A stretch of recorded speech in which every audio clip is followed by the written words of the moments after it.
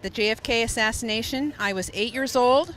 I was going to school over in Long Beach at elementary school, and we had just come back in from our lunch recess, and the teacher was very sad and told us what had happened.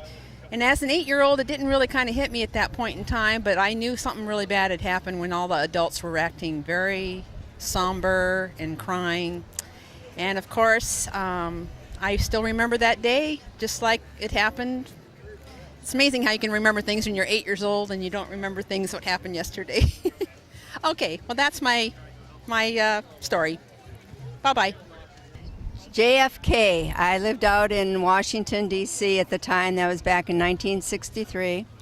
And I can remember I was grocery shopping one day, and some guy came out of the bakery store hollering, "The president's dead, the president's dead." And I said, "What a horrible thing to say."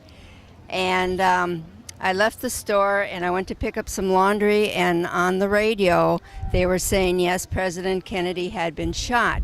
At the time, my husband was a radio announcer, so I got home and I called him. It wasn't even over the what do you call it, the press releases yet, and I told him, and he hooked into that. And they did it was called 4 Days in November. Being a radio announcer, they went down to the Capitol and they did their own 4-day synopsis of, what it was like, the feeling of the people around. We went down to the Capitol Rotunda, stood in line. I think we got there around 8 o'clock in the evening.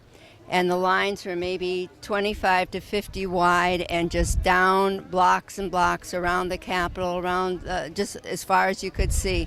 People were laughing, people were crying, very congenial group, very, sympathetic. We finally got in. It was probably around 2, 3 o'clock in the morning when we finally got into the Capitol, and all you could see was just flowers, flowers and flowers. The smell of flowers was just so overpowering.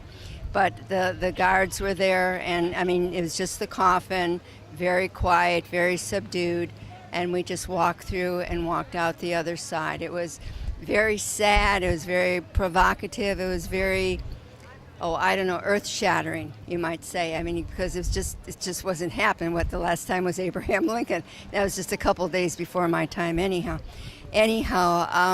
We were also there when General MacArthur passed away, and he was laying in state at the Capitol, and the line wasn't quite that long, but I never realized that he was so short. He was a very, very small person. I always imagined him as being very tall and what have you.